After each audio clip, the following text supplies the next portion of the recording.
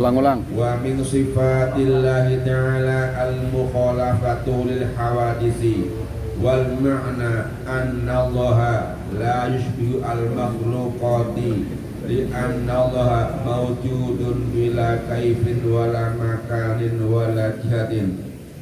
Allahu la yajuzu ali al-kaifiyatu wala syaklu wala suratu wala jismiyatu wal haddu wal hajmu wal intisharu kal hawa wala ilkimashu wala inkisaru bis samai wala fawqaha wala tahtaha wal julusu wal qiyamu awil istiqraru fawqal arsi wala tahtahu wala fi jawanibihi kama la juzu Allah ta'ala sa'iru ay kullu sifatil makhluqati Allahu la tatasawwaruhu al-uqulu wal awhamu wal afkaru intaha. Bismillahirrahmanirrahim. Wa min sifatillahi ta'ala, dan dari sebagian sifat-sifat Allah. Jadi kita sedang mempelajari sifat-sifat Allah. Ada 4 ya. Ada sifat, ada af'al, ada asma, ada zat. Ya. Yang berkaitan dengan Allah ada zat, ada sifat, ada af'al, ada asma. Zat itu hakikat Allah, af'al itu perbuatan Allah, asma sifat-sifat Allah, asma nama-nama Allah. Ya, pengejauhan dari sifat-sifat Allah itu wujudnya adalah asma, implementasinya. Nah, sifat Allah berikutnya al-mukhalafat hawadis, ya, menyalahi bagi yang baru. Hawadis itu selain Allah namanya hawadis, ya. Makhluk itu hawadis.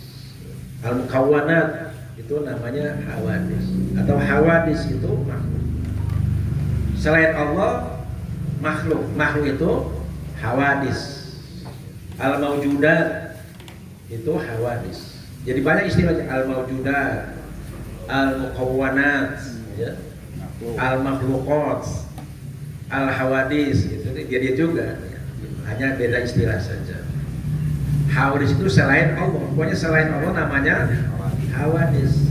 Nah, itu sesuatu yang ada awalnya, sesuatu yang ada permulaannya dan ada akhirnya, itu namanya hawadis. Walaupun dalam perspektif rentang waktu ukuran kita mungkin sudah miliaran tahun, tapi kalau sesuatu itu ada awalnya, itu namanya hawadis. Atau sesuatu ada akhirnya, itu namanya hawadis. Karena nanti ada sesuatu yang ada awalnya, tidak ada akhirnya. Itu ada. Kayak manusia kan ada awalnya tapi nggak ada akhirnya, karena dia kekal, kayak surga neraka. Dan 7 yang diabadikan oleh Allah. Dia ada awalnya tapi tidak ada.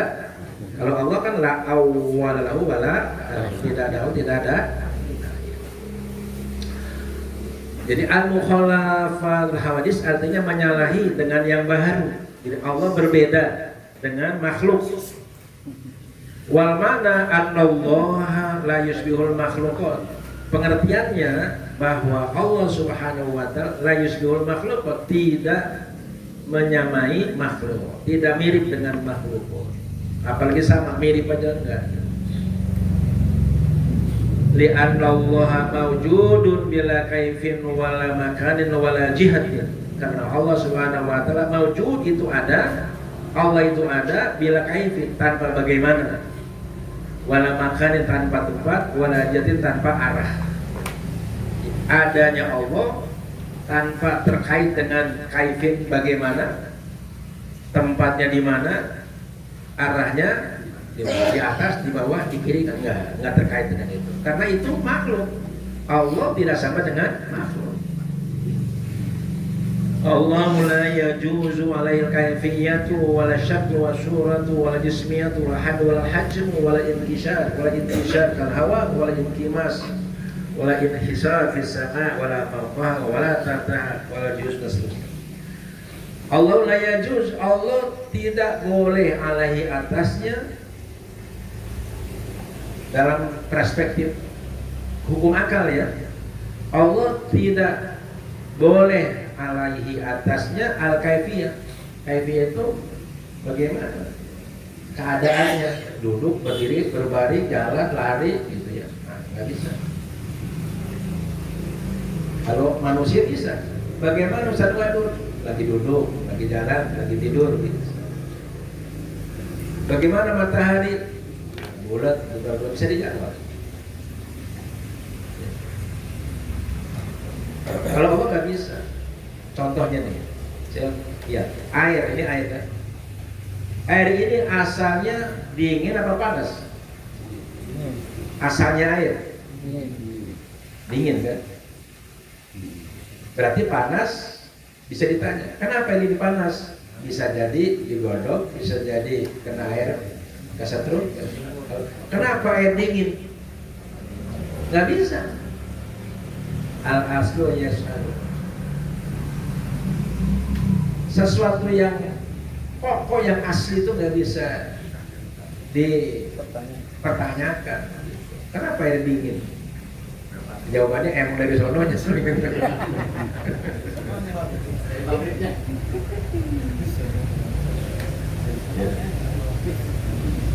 Nah, kalau ini kenapa air panas? Oh, sebabnya digodok. Ada sabab. Tapi ingat, ada sabab, ada musabbibul asbab. Ya. Ada sebab, ada asbab, ada musabbibul asbab. Nah, orang ini lupa kepada musabbibul asbab, ingatnya kepada asbab saja. Oh, saya kalau nggak kerja nggak dapat duit. Dia kerja itu memang asbab. Tapi ada di atas asbab musabbibul asbab yang tanpa sebab pun Allah bisa. Kan ilmu Allah dua. Yang pertama, idza aradallahu syai'an ayyaqul kun.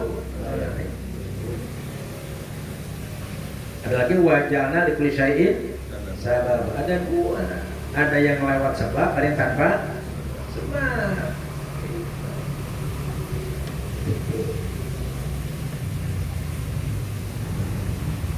Wala syaklu, dan Allah juga tidak boleh ya, atasnya asyakl, apa bentuk.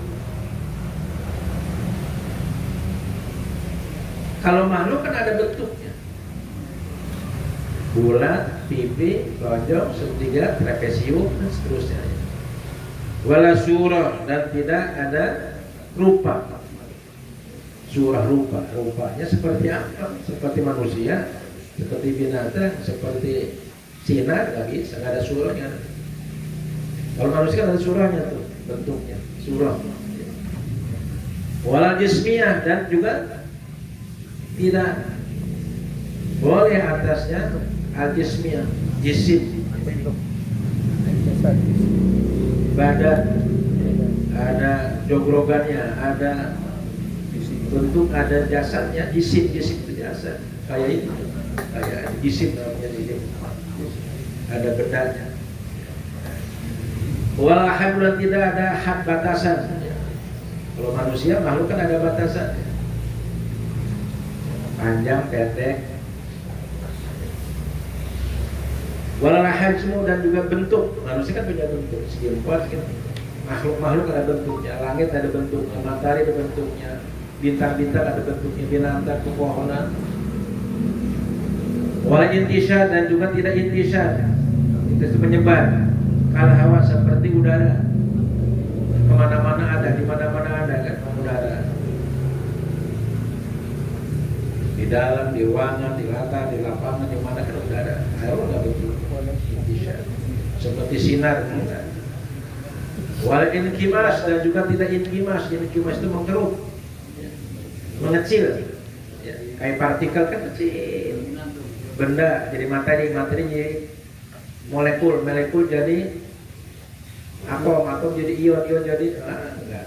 Kalau namanya ya, tidak terdiri dari bagian-bagian. Apa yang terkecil kan? Allah di luar itu. Wala inhisar, dan juga Allah tidak terbatas, dibatasi. Bisama, di langit.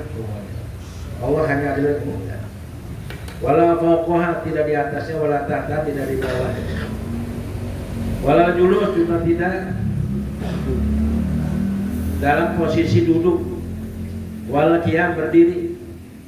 Abil istiqrar fauqal arsy, atau bertempat di atas arsy, wala tahta, di bawahnya, wala fi jawani, tidak di sekelilingnya.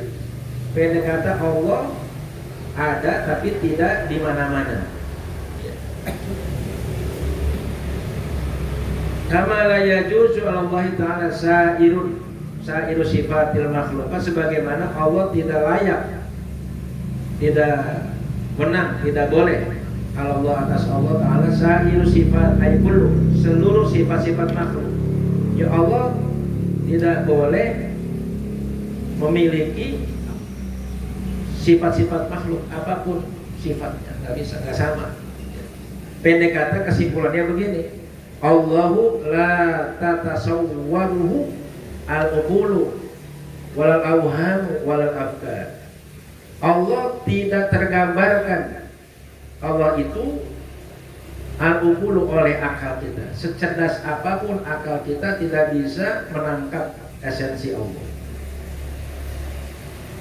Walal awham, dan juga tidak prasangka-prasangka, imajinasi.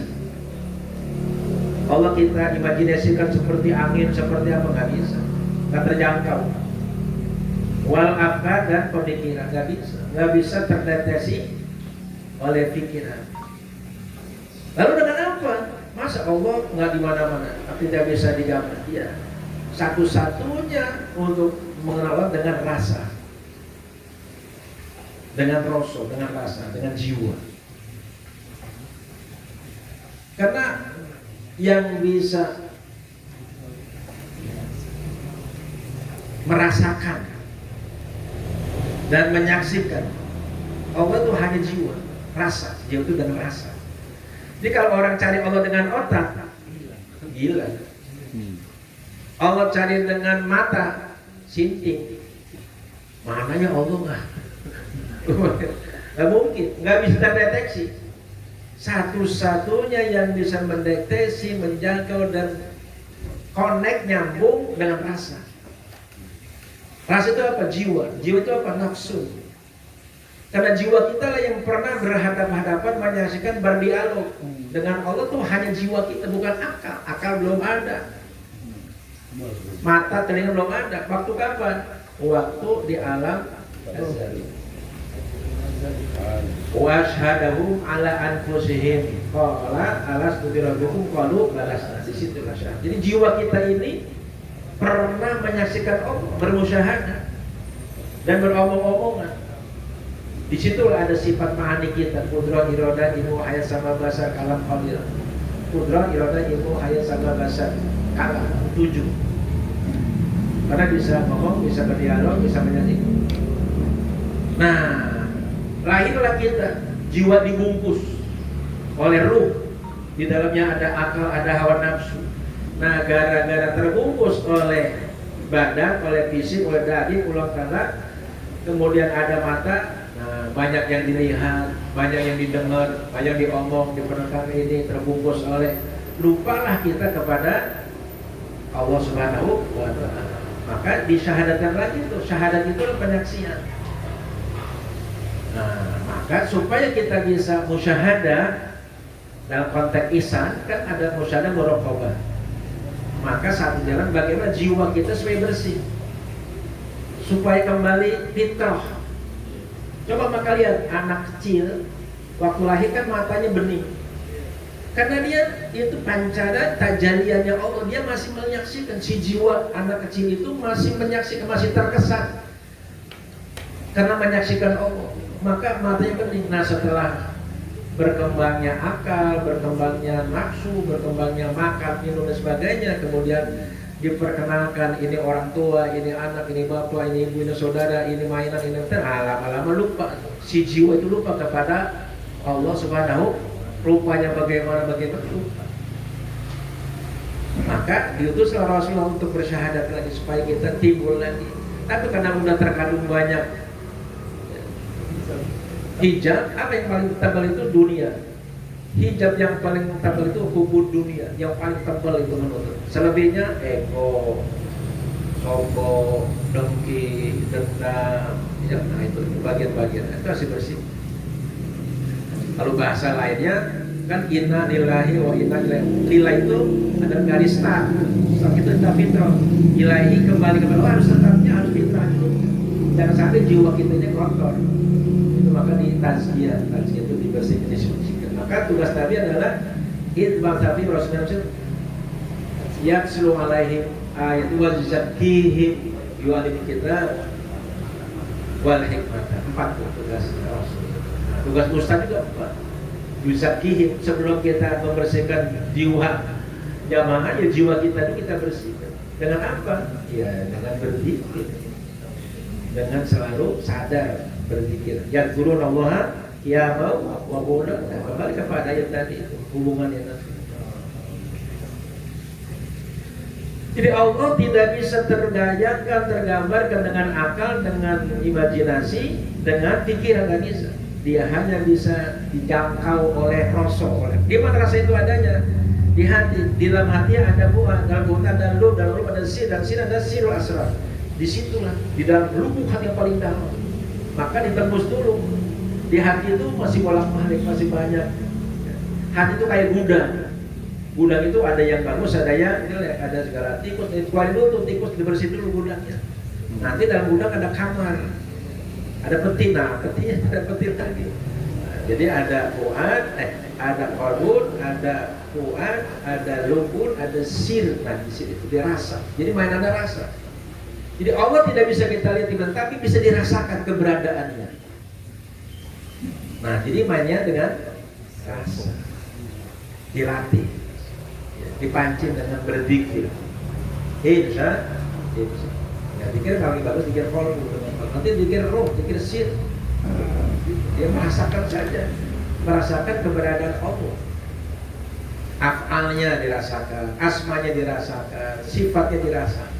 Kayak Rahman Rahim. Ya, jadi mengasah kepekaan rasa. Roso, nek wong Jawa ngomongnya roso. Jangan, wah bagaimana kan nggak bisa dia? Iya ada perangkat. Allah kan nyiapkan perangkatnya itu. Nah itu perangkatnya bukan physically. Kenapa? Dengan ruh. Kenapa? Itu warna min ruhi. Jadi Allah sudah tanam tuh chip. Kalau dalam handphone itu chip ditanam, dalam tubuhnya chip. Itulah yang bisa connecting dengan Allah. Chip apa tuh? Sir, ruh. Gitu gampangannya roda. Ya. Ruh itu di paling dalam. Nah maka bisa perlunya kita berilmu tasawuf, mengenal ihsan dengan konsep musyahadah dan muraqabah. Musyahadah itu menyaksikan, muraqabah itu rasa dipantau. Minimal muraqabah, nah minimal. Itu pun ada ilmunya, ya. Syukur-syukur musyahadah. Insya wallahu a'lam.